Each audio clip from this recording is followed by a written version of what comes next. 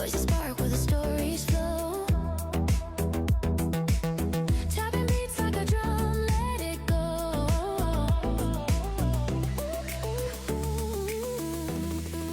Breaking through the static air, finding truth, it's everywhere. Lights flash, but we don't care. We're breaking through.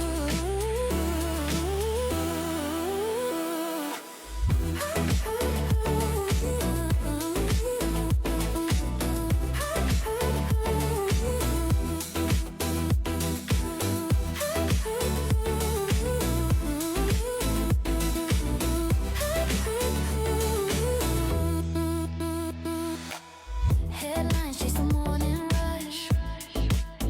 Every word, every sound, it's a hush. But we speak life. Feel the cry. Breaking through the static air, finding truth, it's everywhere. Lights flash, but we don't care. We're breaking through. Talk fast, talk free, let it ride. No suits, no ties, just truth inside. The rhythm of change, it won't hide.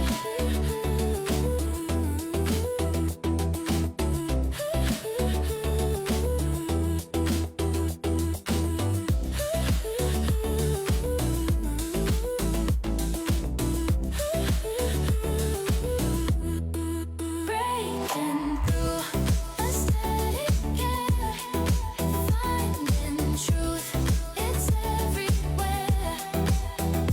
Lights flash, but we don't care. We're breaking through.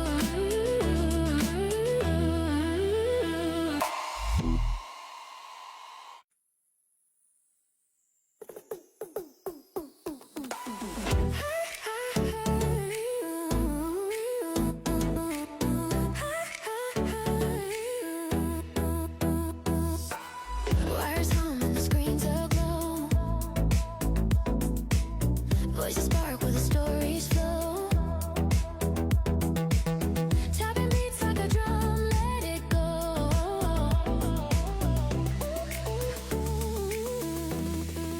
Breaking through the static air, finding truth, it's everywhere. Lights flash, but we don't care. We're breaking through.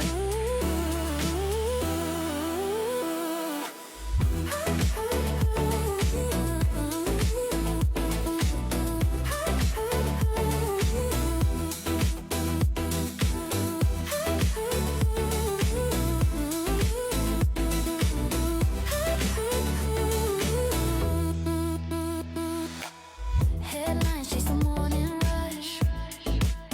Every word, every sound, it's we're breaking through.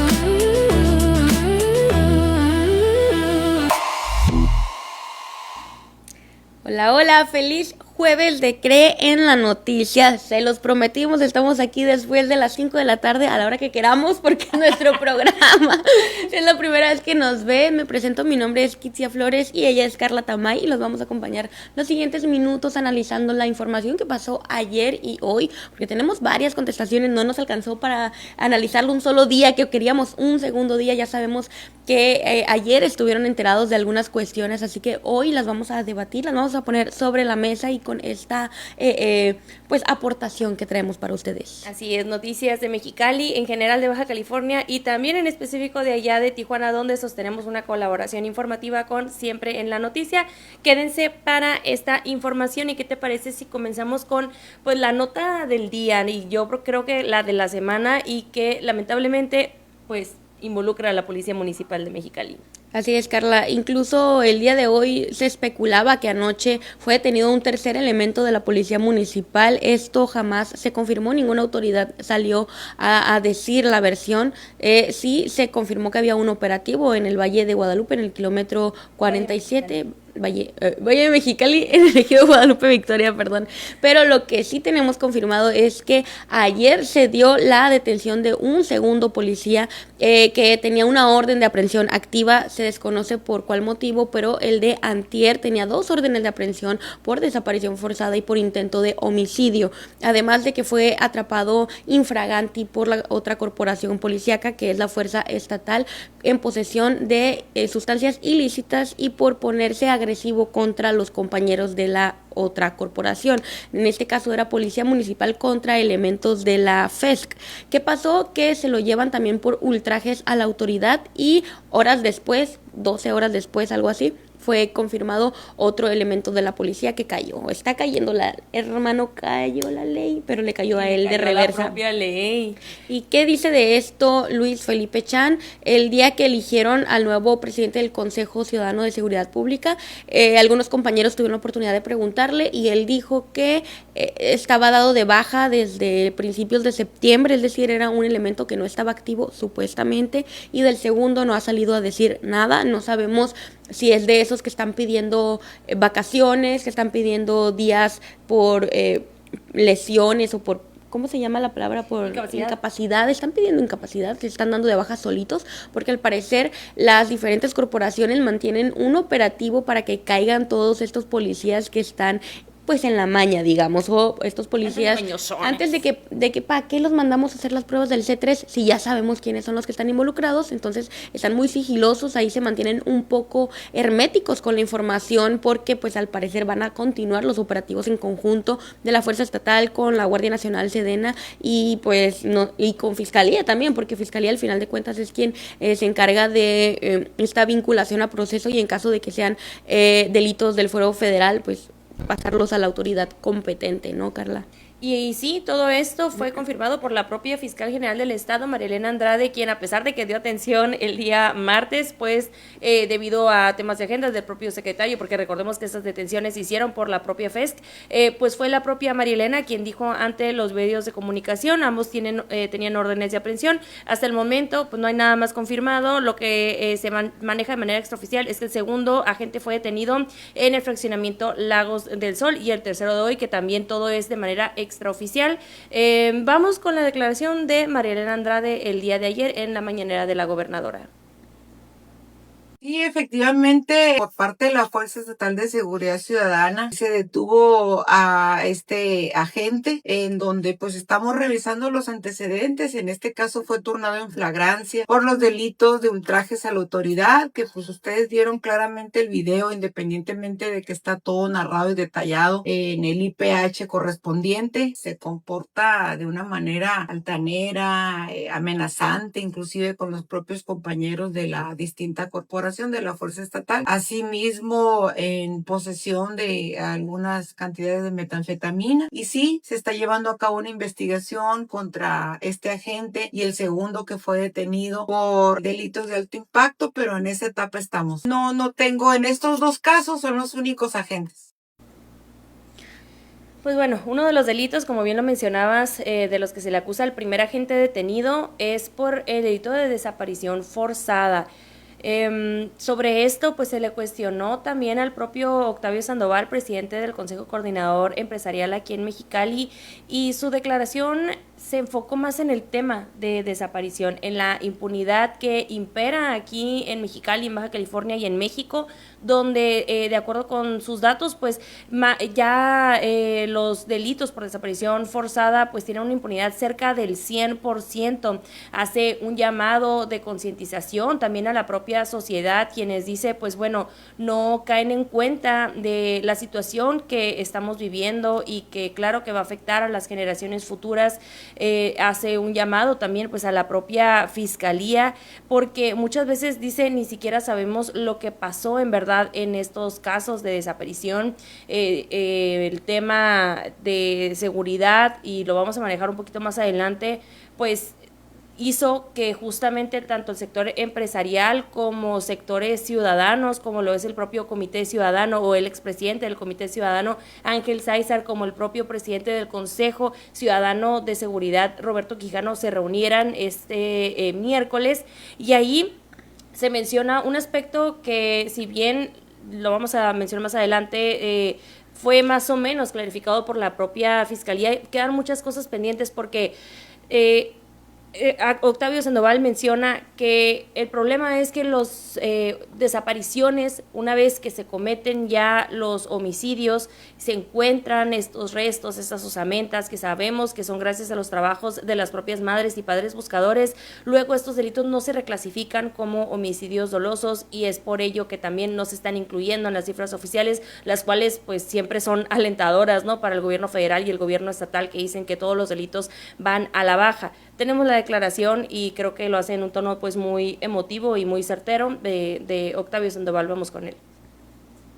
La desaparición forzada cometida por particulares, hay una impunidad cercana al 100%. Todos los desaparecidos que desafortunadamente en el tiempo se convierten en homicidios dolosos en este país no son investigados. Es el caminito más fácil en que los delincuentes pueden cometer homicidios dolosos y salir impunes, porque no se ha implementado un modelo de justicia transicional, porque no hemos salido de la crisis de los desaparecidos. La verdad, la justicia, la reparación y la no repetición. En el caso de los desaparecidos ni siquiera sabemos la verdad, por qué la persona se encontró en las condiciones en las que se encontró, quién lo llevó, quién lo designó, ni siquiera sabemos eso. Mucho menos vamos a lograr el segundo, que es la justicia, y mucho menos la no repetición. Cuando lleguemos a la no repetición es cuando el índice de desaparecidos van a empezar a disminuir. El nivel de desaparecidos y de homicidios dolosos por desaparecidos es directamente proporcional a las actividades que realizan las madres y las organizaciones de desaparecidos, que ya se multiplican en el estado. Aquí tenemos un caso que ni siquiera hemos dimensionado el alcance social. Quizá nuestros hijos y nuestros nietos, cuando volteen a ver la historia, dirán cómo es posible que esa sociedad permitió ese nivel de violencia contra las personas. Justamente declaraciones muy emotivas, y este mensaje de concientización yo sí lo veo muy importante, porque a veces luego las madres y padres buscadores hacen manifestaciones y se ve muy poca gente, y si la sociedad supiera que es un fenómeno que nos puede pasar a cualquiera, creo que esas manifestaciones fueran multitudinarias y todos exigirían la verdad, la justicia, la reparación del daño y la no repetición de estos casos. Sí es, Carla. Y hablando de otros temas que también marcaron la agenda esta semana, de nada. Yo fui la primera, yo fui la primera. No es cierto, también había ahí por ahí otro compañero, saludos al de Columna 8, que creo que él comenzó este tema, pero nosotros sí lo detonamos acá, machín. ¡Ah, qué feo se escuchó eso! Pero pues aquí ya saben que somos las patronas de la noticia. Antes de que realizaran esta rueda de prensa con el Consejo Ciudadano de Seguridad Estatal y con el presidente del Consejo Coordinador Empresarial, fuimos por la opinión de Ángel Sáizar a días de que renunciara a su puesto o a que se acabara su tiempo de gestión, porque no fue una renuncia en sí, sino que ya está estipulado que saliera ese día. Él pues liberó tremenda bomba, que es los delitos sí están maquillados y hay como comprobar que están maquillados, porque no se están dando de alta como un número único de casos, sino como un registro de atención ciudadana o como un acta circunstanciada. Estos números no se reportan al Secretariado o Ejecutivo Nacional. Si viene Claudia Sheinbaum o si llega Omar Harfuch y dice, oye, a ver, ¿cuántos robos a vehículos tienes en Mexicali? Pues te van a dar una cifra que no es la real, porque los robos a vehículos los están metiendo en otra casilla que no se cuenta, que no entra en la estadística, y que cuando ya tienes un detenido o localizaste el carro robado, pues ya se hace un número único de caso, pero quedas bien. O sea, es como, me robaron un carro, pero recuperé uno. Entonces es como un autoengaño, se llama, o lo llamaron por parte de los representantes de la iniciativa privada, porque hasta ellos mismos se la creen. Hasta Marina del Pilar, la gobernadora, se creyó este engaño y fue un autoengaño para ella, porque ella sí le explican, sí, mira, es que luego del nuevo sistema de justicia que entró en vigor, pues ya podemos dar de alta los delitos como tal. Sí, pero no los estás contando. O sea, sí los estás registrando, sí sabes cuántos llevas realmente, pero no los estás reportando. Entonces, esto fue lo que reiteraron una vez que la fiscal general Marilena Andrade dijo, no, pero estoy hablando de homicidios. Los homicidios siempre van a ser un NUC. Ok, sí, pero ¿y los demás delitos? Porque dijeron la incidencia en general bajó. Entonces, ¿qué pasa con los otros delitos? Pues no supieron explicarlo. Tenemos ahí las declaraciones, vamos a ver lo que dijeron, ¿te parece? Sí, tenemos primero la declaración del propio Octavio Sandoval y luego nos vamos con Roberto Quijano del Consejo Ciudadano. Al pueblo no lo engañan. Si él se siente inseguro, quiere decir que no cree en las cifras. Es un autoengaño. La gente buena que trabaja en el gobierno, que es la mayoría, nos compartieron al Consejo Estatal y al Comité Estatal la información para acreditar que sí se manipulan las cifras. Les voy a poner un ejemplo muy básico. Vamos a suponer que ustedes van y denuncian el robo de una batería. La autoridad les dice, tráeme la factura para acreditar que eres el dueño de la batería. Nunca la van a traer. Entonces, si no puedes acreditar que te robaron una batería, quiere decir que no eres el dueño. Y si no eres el dueño, significa que no te robaron. Daños en propiedad ajena en los mismos términos. Fraude. Hacen una preclasificación para ver si se hace una NUC. En el caso más grave es el de los delitos de homicidio. Y la impunidad se da con la desaparición forzada de personas cometida por particulares. Porque cuando encuentran a la persona, nunca se abre una carpeta de investigación para encontrar los responsables de ese homicidio. Y si no se suman, no podemos decir que están disminuyendo. Me parece que es indigno para la familia. Ahí está, insisten en que estas cifras están maquilladas, no usaron la palabra están manipuladas, que era lo que desacreditaba, ¿no? La misma fiscal general, no están manipuladas, pero sí están maquilladas, están tapadas y hay una forma de demostrarlo con la misma ciudadanía que se acercaba a pedir ayuda al Consejo Ciudadano de Seguridad y se percataron, ¿no?, de que no tenían un número único de caso. Estamos hablando que hay desaparecidos que ni siquiera tienen carpeta, ni siquiera tienen un RAC o ni siquiera tienen un NAC. Y es que en esta presentación que hicieron el día de ayer mostraron un documento presuntamente de una reunión en las instalaciones de la Fiscalía donde se estipulaba como qué delitos se daban de alta como NUC, qué delitos se daban de alta como RAC o como NAC. Esto igual, ahorita vamos a pasar la declaración de Ángel Sáizar, quien lo explica muy detalladamente, pero antes el presidente del CCE hace un comentario que se refiere a que la gente no les cree, la gente no cree estas cifras porque se siente insegura. Y más allá de que no les cree, esto también es un reflejo de que no las validamos. ¿Y quién no valida también estas cifras? El propio Consejo Ciudadano Estatal, que como les mencionaba, el presidente es Roberto Quijano. Antes él era presidente del Comité Ciudadano allá en Tijuana, ahorita ya está a nivel estatal, y él pues habla por todos los consejos y comités en decir no validamos estos datos porque es evidente, y él sí utiliza la palabra manipulación, porque al final de cuentas, pues yo creo, en mi punto de vista muy personal, que manipulación y maquillaje es prácticamente lo mismo, es engañar a la gente y no dar los datos reales. Vamos con Roberto Quijano.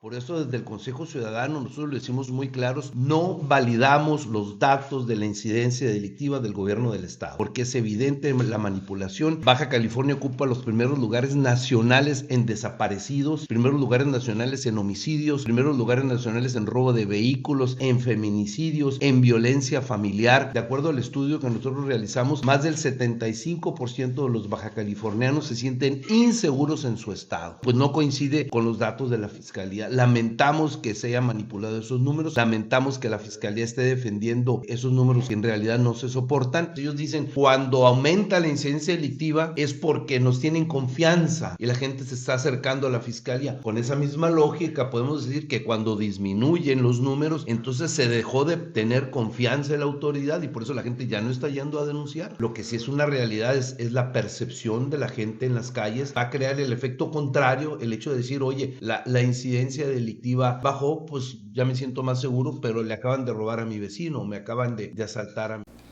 Y más allá de dimes y diretes, hay una prueba que tienen los comités y consejos, y es que mientras las autoridades decían que, no sé, la incidencia bajaba en un 30 y tantos %, ese 30 y tantos % se traducía en ellos en una cifra negra. Es una estadística que ya tenían años sin hacer y que desde el Consejo Ciudadano Estatal volvieron a realizar al ver estas inconsistencias, y es que, pues bueno, los delitos que no se estaban registrando de alguna manera, o bueno, que ellos tenían registro que eran unos RAC o NAC, eran el mismo porcentaje que decían las autoridades que eran delitos que iban a la baja. En específico mencionaban fraude, hostigamiento, y en este respecto, justamente en el caso de hostigamiento, en la hoja que dieron a conocer el día de ayer, mencionaba que si eran casos mediáticos, que ahí sí se iban a dar de alta como NUC. A esto se refiere Ángel Sáizar, y tenemos la declaración antes de irnos con la versión oficial. Vamos con Ángel Sáizar.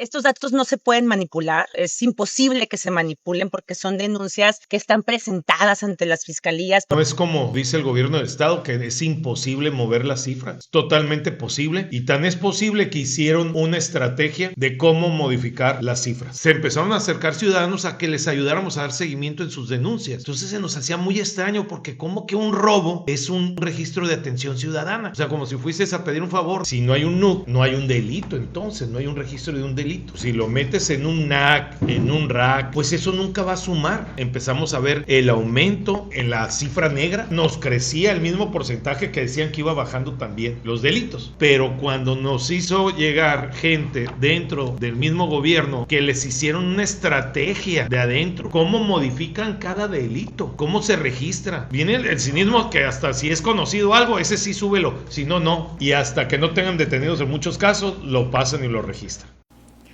Sí, hay una incongruencia también desde un principio cuando revelaron las cifras de percepción de inseguridad de los cachanillas, de que 8 de cada 10 mexicalenses no se sienten seguros en su propia ciudad, pues tiene que ir a la par con la disminución de delitos, lo cual, según esto, según las cifras oficiales, bajan los delitos, pero la percepción sigue subiendo. Los ciudadanos se siguen sintiendo inseguros cada vez más, y según las cifras reportadas de delitos a la baja, entonces tenía que haber un balance o cuadrar. Si bajaba la inseguridad, tenía que bajar la percepción de inseguridad, lo cual no estaba haciendo, y fue como que la primera red flag que los representantes de iniciativa privada dijeron: esto está mal, a ver, ¿qué está pasando en nuestro Mexicali? Y luego nos echan la culpa a nosotros, a los medios de comunicación, a gente que pues diariamente publica lo que le pasa, ¿no? Oye, me robaron, oye, pusieron esto, y esas publicaciones se hacen virales, y las autoridades luego le quieren echar la culpa a eso, a lo mediático, a lo viral, cuando en realidad eso es un reflejo de la realidad. O sea, que se haga viral o no, al final es un hecho que sí está ocurriendo, y que cada vez más, aunque lo quieran ocultar, y que luego vamos a hablar del tema de la transparencia, las redes sociales democratizan el ejercicio de la libertad de expresión, y ahora todo mundo lo puede ejercer desde donde sea, desde su casa. Si le está pasando algo, incluso puede hacer un live de su propio asalto, y eso es algo que no pueden controlar las autoridades, y que ojalá que no puedan controlarlo jamás, porque es a partir de ahí que nosotros podemos darnos cuenta de la realidad, más allá de las cifras que puedan poner en una presentación. Así es, tenemos el ojo de Dios aquí en todas partes, ¿no? Carla, creo que es tiempo de irnos primero un corte antes de la versión oficial, ¿te parece? Sí, o terminamos con tema. Vamos a corte. Vamos a corte y ahorita volvemos para agarrar agua y agarrar fuerza. Vamos a corte.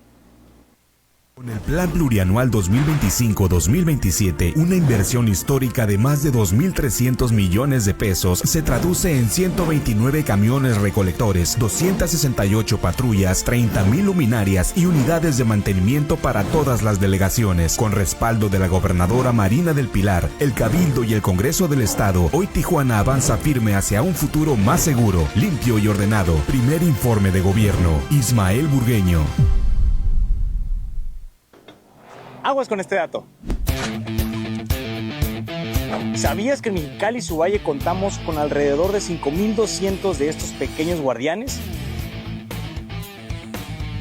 Existen dos tipos principales de hidrantes, los de tipo húmedo y los de tipo seco. Ambos son vitales para la seguridad. Estos hidrantes no solo ayudan a los bomberos en caso de incendio, sino que también nos sirven para el desfogue de líneas de agua potable. El problema es que aproximadamente el 35% no funciona. Y la razón, el vandalismo. Y eso no solo cuesta tiempo y dinero, pone en riesgo la seguridad de todos. Pero no todo está perdido. Cuando un hidrante ha sido robado o vandalizado, lo reparamos o lo reponemos. Y así es como lo hacemos. Ahí va. Listo. Contamos contigo para mantener nuestra ciudad segura. Cuidar los hidrantes nos hace fuertes.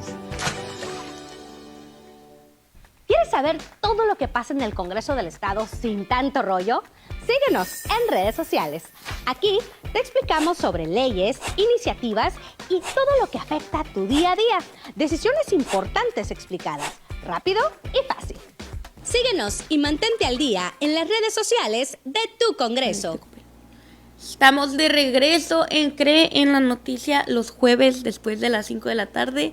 Estamos ahorita a las 6:32 completamente en vivo para que nos dejen ahí sus comentarios en TikTok o en Facebook. Posteriormente el video se sube a YouTube por si se lo perdieron y ya tenemos la versión oficial que dicen las autoridades respecto a esas declaraciones que acabamos de pasar antes del corte. ¿Con qué se defienden ellos? ¿Con qué ellos defienden sus cifras como reales y que no están maquilladas y que no están manipuladas? Y aquí hago un comercial de que las cifras no se maquillan con Maybelline. Aquí iría tu marca de maquillaje. Vamos con maquilla tu cifra con Maybelline.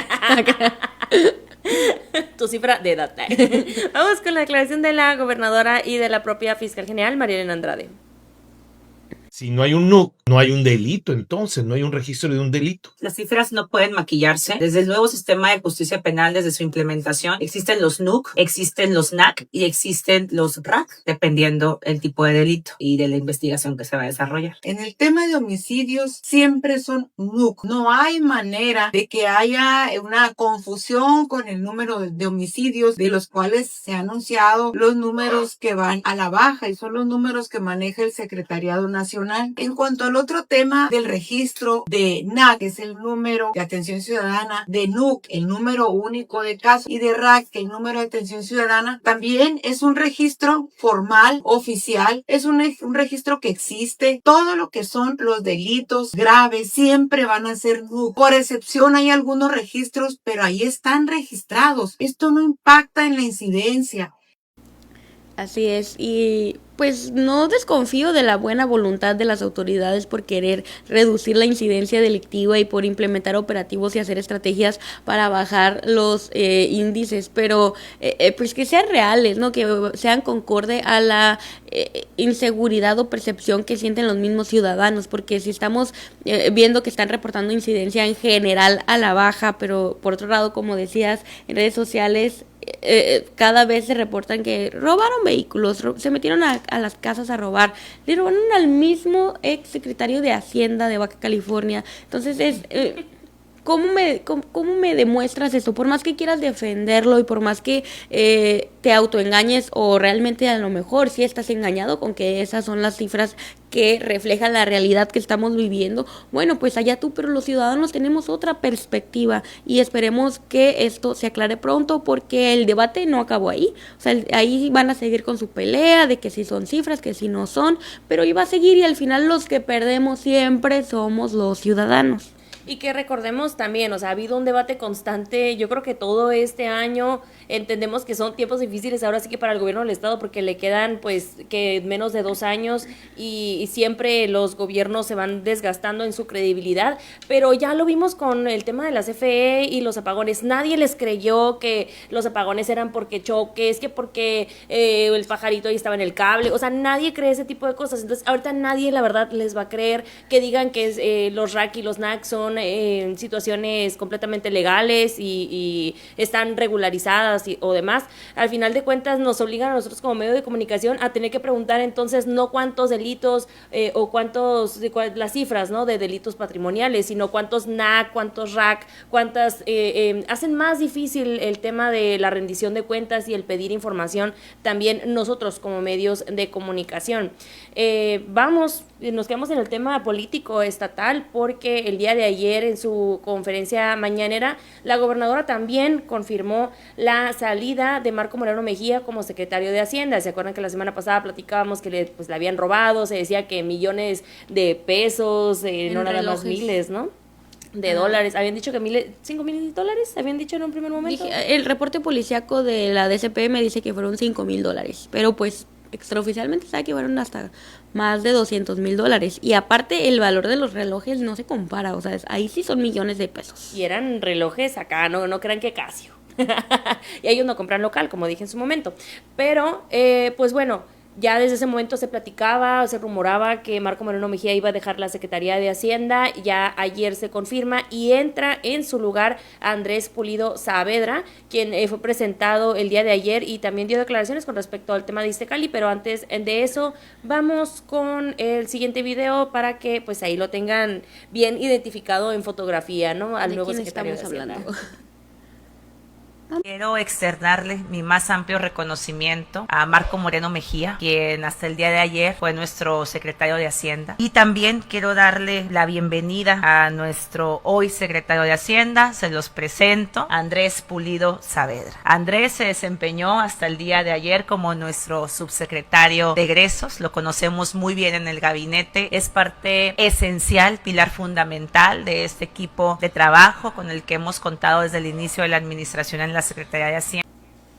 Bueno, él no es tan nuevo, también ahí había participado en elaborar los planes económicos para Baja California a la par con Marco Moreno Mejía. Lo que a mí me hubiera gustado saber es por qué lo renunciaron. ¿Por qué lo renunciaron? No dijeron. Solo se dio a entender al final que fue por temas personales. ¿Pero qué tipo de temas personales? Y es por no sacarle de dónde sacó esos $200,000. Lo que confirmaron es que no fue por los señalamientos de presuntos actos de corrupción, pero sí está siendo investigado por la Secretaría de Honestidad y Transparencia del Estado. Entonces, pues sí son señalamientos y sí es una investigación que están haciendo oficialmente, pero él no, hasta ahorita no renunció por eso. Lo que pasa con el nuevo secretario de Hacienda es que se le preguntó directamente qué tan endeudado está el Estado o qué tan endeudado dejó Marco Moreno Mejía a Baja California, lo cual fue, sí es una deuda considerable, pero es una deuda buena, hay finanzas sanas y la deuda siempre va a ser buena porque desde que el bono verde y que la inversión en infraestructura nunca va a ser una deuda. Entonces, están viendo la deuda de un Estado como algo positivo, lo cual es algo que se tiene que explicar porque para ti es bueno tener deudas, Carla. Claro que no, y Dios me libre. Yo nunca va a ser $10,000 de crédito, ¿no? Pero $10,000 es mínimo. De la boda. Ya no me confirme las instancias, por favor. Y luego que dijeron, no, porque además hemos visto la forma de cómo recaudar más. ¿Por qué? Porque estamos recaudando más a través del replacado, a través de no sé qué ley al reforma al Iztacali, no sé qué. No, toda una señora, no hayan de dónde sacar. No hayan de dónde sacar y no me acuerdo y lo del impuesto sobre la nómina. Cabe recordar que lo aumentaron hace poco y ya quedó como institucionalmente, ¿cuál es la palabra? Constitucionalmente el impuesto sobre la nómina más alto de todo México, lo tiene Baja California. Los empleadores que ofrecen trabajo tienen que pagarle al Estado un porcentaje de la nómina que le pagan a sus mismos empleados y eso todo se lo queda el Estado y en este caso pues el secretario de Hacienda es el que lo administraba. Gracias a que nos están quitando nuestro dinero, nuestro patrimonio, pues el Estado está invirtiendo en infraestructura y está bien, pero entonces ¿por qué tanta deuda pública? ¿Por qué tanto? ¿Por qué tanta endeudación?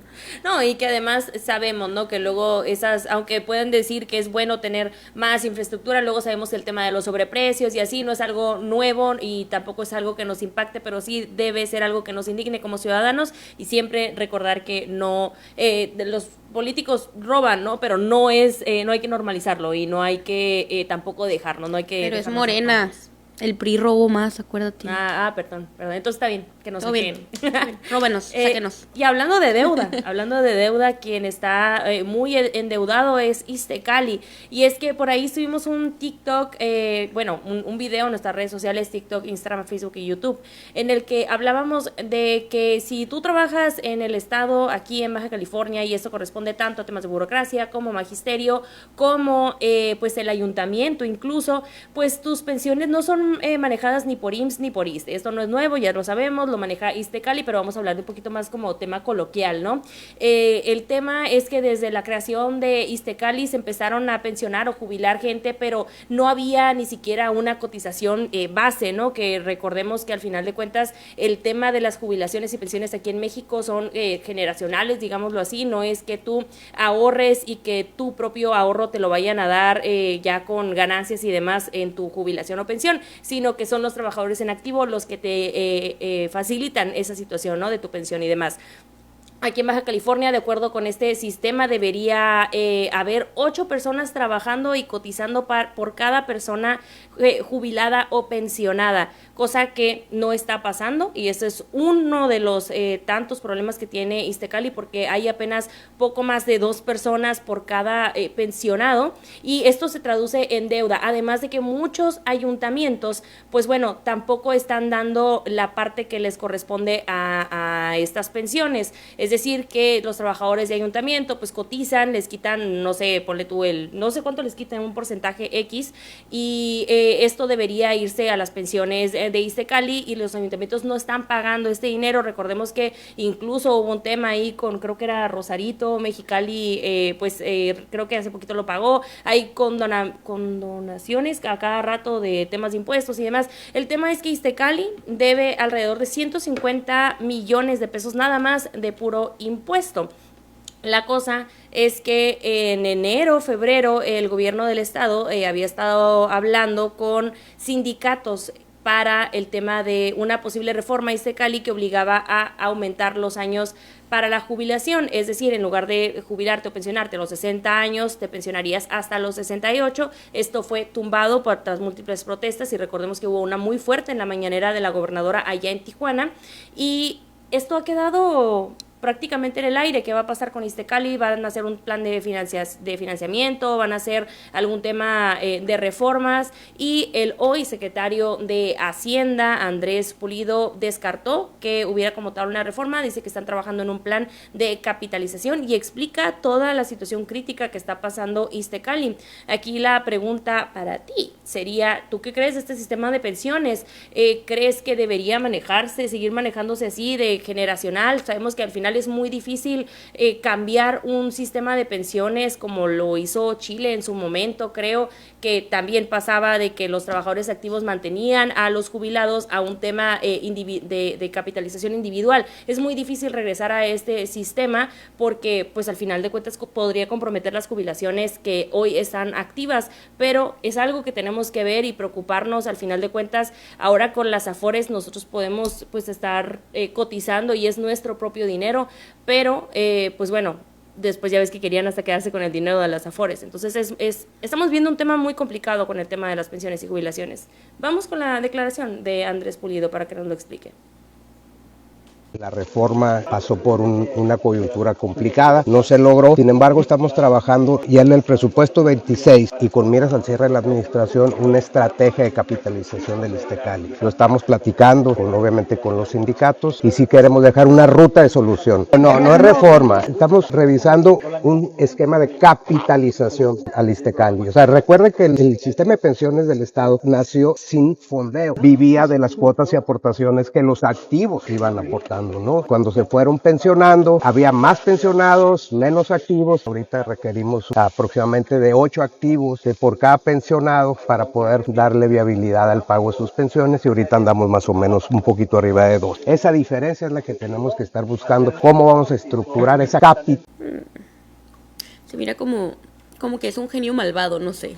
No sé, como que hay que tenerle cuidado a nuestro nuevo secretario de Hacienda. Oye, luego sí contesta medio feíto, ya hasta yo me quedé como, ese es un A ver, regreso chiquilla, de- es que él como que a mí me dijo, yo lo sentí así como, a ver, chiquita, mira, déjate explico. Así como, mira. Mansplaining. Mansplaining, esa madre. ¿Qué pasó con el gabinete con perspectiva de género? Exacto, Pues, ¿qué porque pasó? pusieron ¿Qué pasó? un No, hombre, muy ¿eh? fea. Luego los funcionarios se agarran con maneras de contestar muy feas. Muy feas, así que, y aquí no tenemos No se pelos ven en la así, lengua, por así abajo, que por abajo aguas. del hombro, así de que. Aguas. Está bien, yo no tengo ningún Rolex en mi casa, así que. está bien. Yo creo que es por eso. Yo creo que es por eso, como nos ven ahí con nuestro relojito Casio, así chiquito. Típico de secretarios de Hacienda. Ush. Ay, pues es que son los que manejan la economía de Baja California. O sea, obviamente nos va a ver, chiquita, yo te explico. Le vamos a sacar su cinecurso, no se preocupe. Vamos a nuestro segundo corte y regresamos. Vamos a seguir con temas de señores porque dice que como ya me casé, pues ya puro tema muy serio. Pero sí, también nos debe de importar el tema de la transparencia y la extinción del propio ITAIP. Vamos a un corte y regresamos con esta información.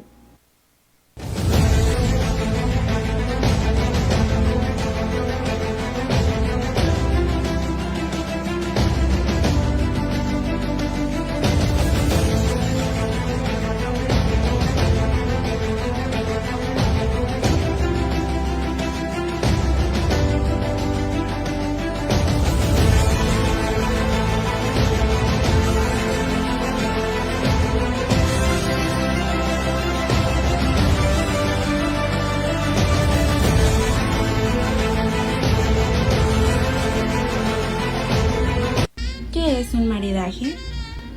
Es el arte de crear una experiencia donde la combinación del platillo y la bebida, como vino, cerveza o cóctel, se potencian y equilibran entre sí. En Grupo Tutuli buscamos que la experiencia sea completa y haga estallar tus sentidos. Se sirve por tiempos y se explica el detrás de cada platillo y bebida que estás por degustar, porque un buen maridaje no solo se saborea, se vive. ¿Y tú, ya viviste esta experiencia?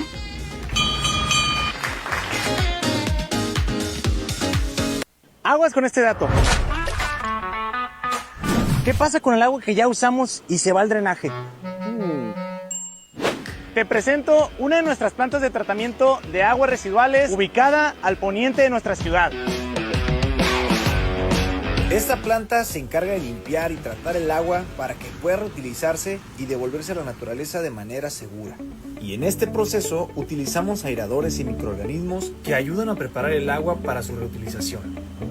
Así protegemos nuestro medio ambiente y aprovechamos mejor nuestros recursos. Cuidar el drenaje nos hace fuertes.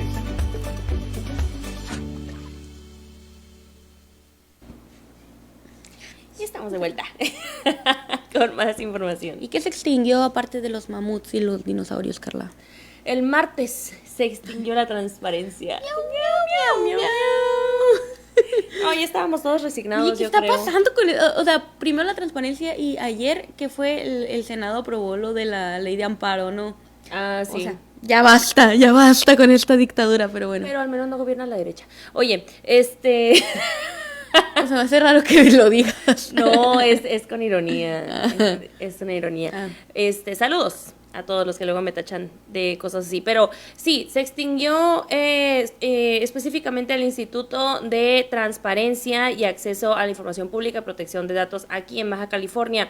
Recordemos que el pasado 14 de agosto fue cuando el Congreso del Estado aprobó la extinción de este organismo autónomo. Esto, pues prácticamente se vieron obligados el Congreso del Estado tras la reforma federal que eliminaba el Instituto Nacional de Transparencia, el Instituto Nacional de Acceso a la Información, el INAI. Tras esta reforma, pues se vieron obligados, creo que nada más hubo como 6 votos en contra, que son prácticamente todos los diputados de oposición, y el tema es que tras su extinción, pues serán organismos internos, ¿no?, los que van a hacer uso o, van a dar información, o a quienes les vamos a tener que pedir la información de contratos, de todo lo que antes hacía el ITAIP.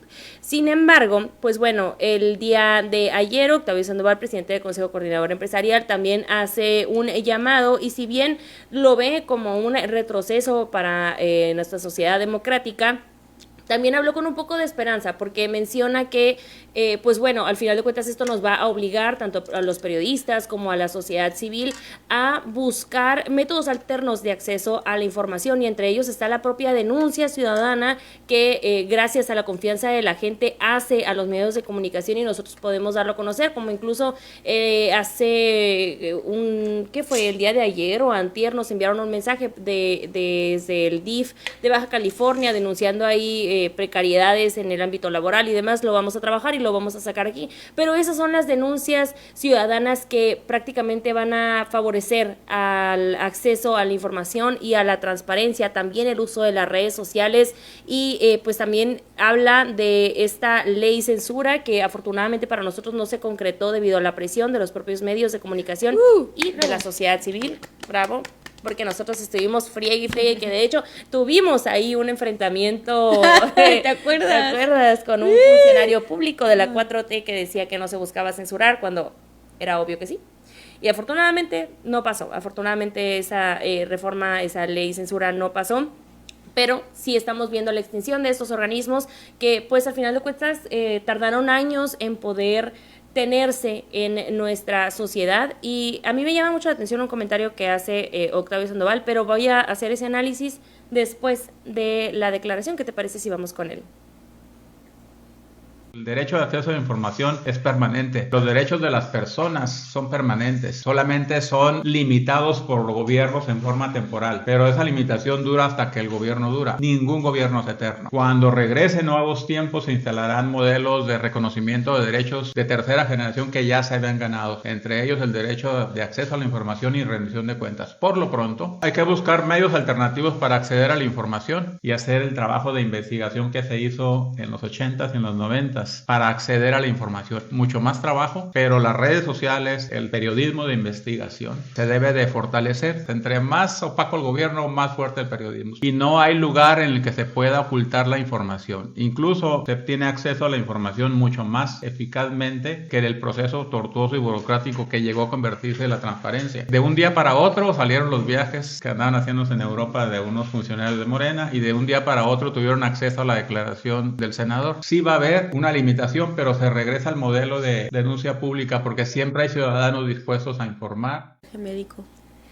Recordemos que, como les mencionaba, después de la extinción de este organismo autónomo, ahora todas esas facultades serán transferidas a la nueva Secretaría de Anticorrupción y Buen Gobierno del Estado, que pues es lo que mencionabas ahorita, ¿no? Yo pregúntame a mí y ya veo si yo te doy información sobre mí misma.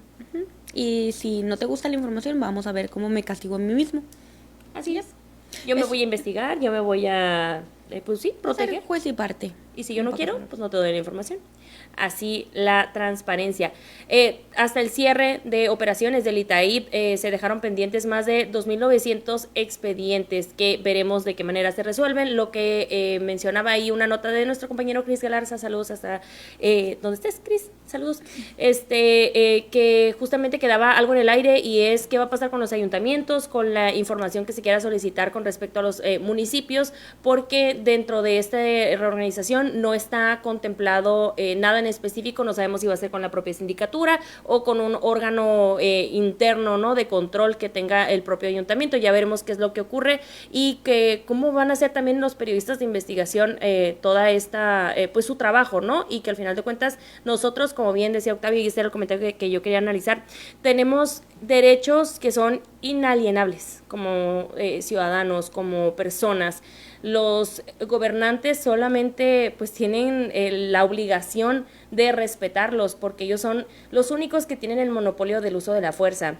Como tal, nosotros como ciudadanos, no es que el gobierno nos dé el derecho a la libertad de expresión, no es que nos den el derecho a la vida, a la propiedad privada, no es que nos los otorguen, es que nosotros los tenemos, y no es agradecerles porque nos los dan, sino es una lucha constante de nosotros como ciudadanos el estar peleando y exigiendo que las autoridades los respeten. Y hasta ahí, con esa reflexión, pues yo me quedo, ¿no?, del rol que debe de cumplir nuestros gobiernos, y que dentro de esas responsabilidades están la justicia y la seguridad, que cada vez vemos que no se están cumpliendo aquí.